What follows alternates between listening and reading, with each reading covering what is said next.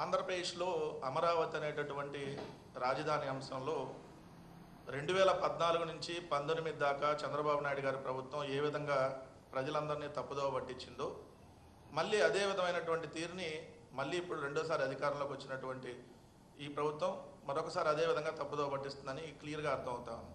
వాళ్ళు చెప్తున్నటువంటి మాటలకి అక్కడ జరుగుతున్నటువంటి తీరు, ఎందుకంటే మొన్న ఈ మధ్య కేంద్రంలో వాళ్ళు బడ్జెట్ పెట్టినప్పుడు అమరావతికి మేము 15,000 కోట్లు ఇచ్చేస్తున్నాం, ఉదారంగా ఇచ్చేస్తున్నాం, ప్రపంచ బ్యాంకు ద్వారా కేంద్ర ప్రభుత్వం చెల్లించిందని చెప్పి ఏదైతే ఇప్పుడున్నటువంటి ప్రస్తుత కూటమి ప్రభుత్వం ఏదైతే 3 రాజకీయ పార్టీలు వాళ్ళకి సంబంధించినటువంటి ఎల్లో మీడియా 15,000 కోట్ల రూపాయలు అసలు ప్రపంచ బ్యాంకు నుంచి కేంద్ర ప్రభుత్వం ఇచ్చేస్తుంది, ఆంధ్రప్రదేశ్ ప్రభుత్వం ఒక్క రూపాయి కూడా కట్టాల్సినటువంటి పని లేదని చెప్పి ఏ విధంగా తప్పుదోవ పట్టించారో నిన్న పార్లమెంట్ సాక్షిగా వాళ్ళ అబద్ధాలు క్లియర్గా వాళ్ళ అబద్ధాలతో దొరికిపోయారు.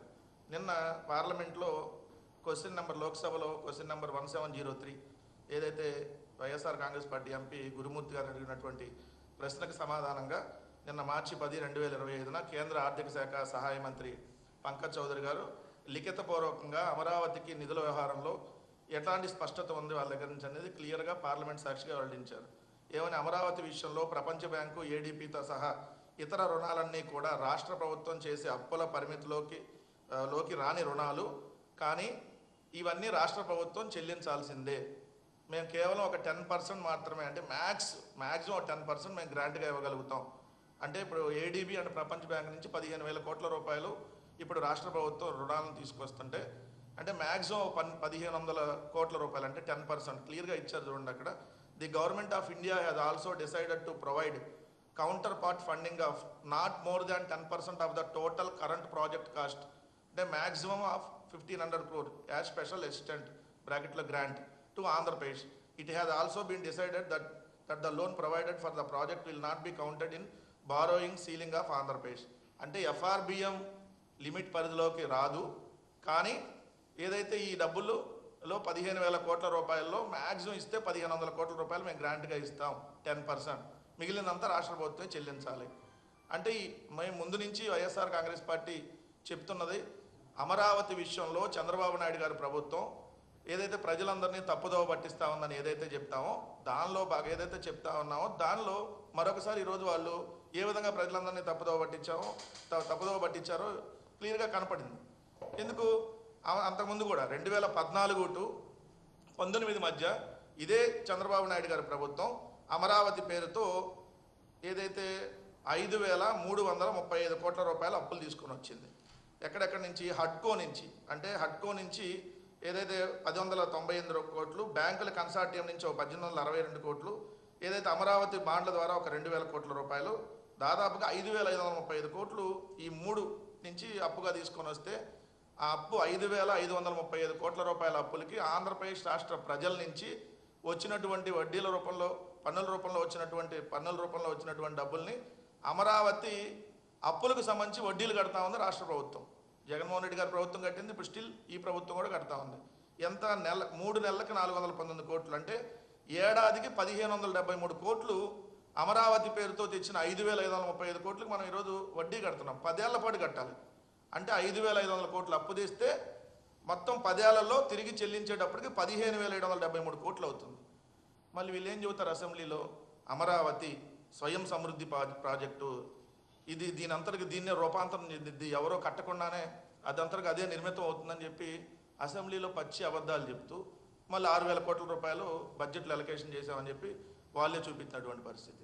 మళ్ళీ ఇప్పుడు అవి కాకుండా హడ్కో నుంచి ఒక 11,000 కోట్ల రూపాయలు, జర్మనీకి చెందినటువంటి కేఎఫ్డబ్ల్యూ నుంచి ఒక 5,000 కోట్ల రూపాయలు, ఇప్పుడు మన ప్రపంచ బ్యాంక్, ఇప్పుడు మనం ఏదైతే డిస్కస్ చేసామో ప్రపంచ బ్యాంక్ నుంచి 15,000 కోట్లు, మొత్తం 31,000 కోట్ల రూపాయలు ఇప్పుడు మళ్ళీ అప్పు.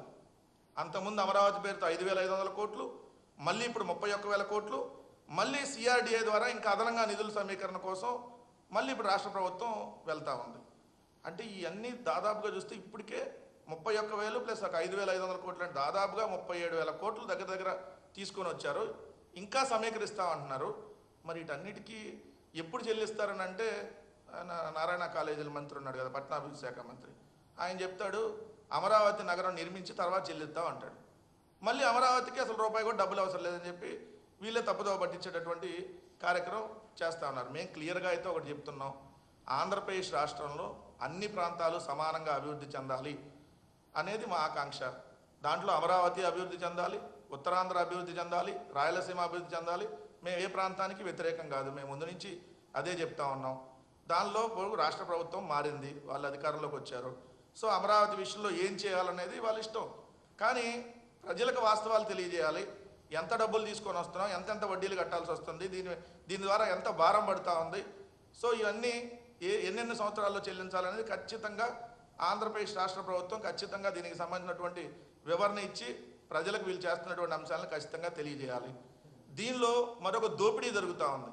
అమరావతి అంటేనే చంద్రబాబు నాయుడు గారు ఒక దోపిడీకి అడ్డాగా ఏ విధంగా చేశాడో అంతకుముందు చూసాం. అసైన్ ల్యాండ్ల నుంచి మొత్తం ల్యాండ్ పూలింగ్కి సంబంధించినటువంటి అన్ని మనం ఏదైతే చూసామో, ఇప్పుడు అమరావతి ప్రాంతంలో 1 కిలోమీటర్ రోడ్డు వేయడానికి 53 కోట్ల 88 రూపాయలు 53 కోట్ల 88 లక్షల రూపాయలు అయిందంట. ఈ ప్రపంచంలో అయితే నాకు తెలిసి ఎక్కడా లేదు. ఎందుకంటే జాతీయ రహదారులు వేస్తేనే 1 కిలోమీటర్లకి 20 నుంచి 22 కోట్ల రూపాయలు అయింది హైయెస్ట్. ఇది జాతీయ రహదారులు వేయడానికి. మరి అమరావతిలో దేని పెట్టి రోడ్లు వేస్తున్నారు? మామూలుగా తార్ రోడ్డు వేస్తారు, మరి వీళ్ళు దేని పెట్టి రోడ్లు వేస్తున్నారు? 53 కోట్లు కేవలం 1 కిలోమీటర్ రోడ్డు వేయడానికి అమరావతిలో 53 కోట్ల 88 లక్షలు అవుతుందంట. అంటే ఇది బహుశా నాకు తెలిసి ఈ భూప్రపంచంలో అయితే అంత కాస్ట్ ఎక్కడా కాదు. మరి ఏ విధంగా దోచిపెడుతున్నారు వాళ్ళకి సంబంధించినటువంటి కాంట్రాక్టులకు అనేది ఇది ఒక ఎగ్జాంపుల్. రెండోది, ఈ జరుగుతున్నటువంటి అన్ని పనులకు సంబంధించి, ఎందుకంటే వీళ్ళు అక్కడ మొత్తం అంతకుముందు కూడా చూస్తే ఎస్ఎఫ్టీ 9,400 రూపాయలు ఎస్ఎఫ్టీ కాస్ట్. నాకు తెలిసి ఎక్కడ ఏ గేటెడ్ కమ్యూనిటీలో కూడా అంత ఉండదు. అంతది తాత్కాలిక సచివాలయానికి, తాత్కాలిక అసెంబ్లీకి, తాత్కాలిక హైకోర్టుకి ఖర్చు పెట్టామని చూపించి దోపిడీ చేశారు. అదొక పార్ట్. ఎక్కడైనా మనం ఒక కాంట్రాక్టులకు సంబంధించిన దాంట్లో ఎవరు తక్కువ కోట్ చేస్తారో వాళ్ళకి ఇవ్వాలి. కానీ చంద్రబాబు నాయుడు గారి ప్రభుత్వం అట్లా ఉండదు. వాళ్ళకి సంబంధించినటువంటి బినామీలకి వాళ్ళు ఇష్టం వచ్చినటువంటి రేట్లకి దోచిపెట్టేటటువంటి కార్యక్రమం మరొకసారి అమరావతి వేదికగా దోపిడీకి తెరలేపారు. ప్రజలను తప్పుదోవ పట్టించేటటువంటి కార్యక్రమానికి తెరలేపారు. అసెంబ్లీ సాక్షిగా అబద్ధాలు ఆడారు. 6,000 కోట్ల రూపాయలు అసలు మేము అమరావతికి రూపాయి కేటాయించట్లేదని బడ్జెట్లో 6,000 కోట్లు అన్నారు. సరే, అంతకుముందు 40,000 కోట్ల పనులకి పిలిచారు. 2014 టు 19 సంవత్సరంలో 40,000 కోట్ల రూపాయల పనులు పిలిచారు. కానీ వాస్తవంగా ఖర్చు పెట్టింది 5,000 కోట్లు. దాంట్లో ఇంకా పెండింగ్ బిల్లులు పెట్టారు, 1,000 కోట్ల పైగా పెండింగ్ బిల్లులు పెట్టి వెళ్ళారు. సో ఇప్పుడు కూడా సేమ్ చూస్తే 2014 టు 19 సీనే ఇక్కడ రిపీట్ అవుతుంది. సో మళ్ళీ ప్రజలను తప్పుదోవ పట్టించి వాళ్ళ భూములన్నింటినీ రియల్ ఎస్టేట్ వ్యాపారంగా భూములన్నింటినీ అమ్ముకునేటటువంటి కార్యక్రమం జరుగుతూ ఉంది. ప్రజలందరినీ తప్పుదోవ పట్టిస్తూ ఉన్నారు అమరావతి పేరుతో అనేది మరొకసారి స్పష్టమవుతూ ఉంది. వీటన్నిటినీ క్వశ్చన్ చేస్తారు కాబట్టి టాపిక్ డైవర్ట్ చేయాలి. ఎందుకంటే మీకు తెలుసు, ఈ రాష్ట్రంలో డైవర్షన్ పాలిటిక్స్కి డబల్ పిహెచ్డి ఎవరన్నా చేశారంటే అది చంద్రబాబు నాయుడు వాళ్ళ మంది మాగ్బలం. ఎందుకంటే మనం ఒక అంశాన్ని తెర మీదకి వస్తే దాని మీద సమాధానం చెప్పకుండా ఎమ్మటనే వేరే అంశాన్ని తెర మీద తీసుకొని వచ్చి మొత్తం వాళ్ళకి సంబంధించినటువంటి 4 పత్రికలు, 10 ఛానళ్ళు, 100 యూట్యూబ్లు, సో వాళ్ళకి ఉన్న రాజకీయ పార్టీలు అందరూ కలిసి డైవర్షన్ పాలిటిక్స్ చేసేటటువంటి అంశం. దానికి అసెంబ్లీ సాక్షిగానే వేదికగా తీసుకున్నారు ఈసారి. మొన్నేమో క్యాబినెట్ సమావేశంలో వేదికగా తీసుకొని అక్కడ డైవర్షన్ పాలిటిక్స్. ఇప్పుడు సాక్షాత్తు అసెంబ్లీ వేదికగా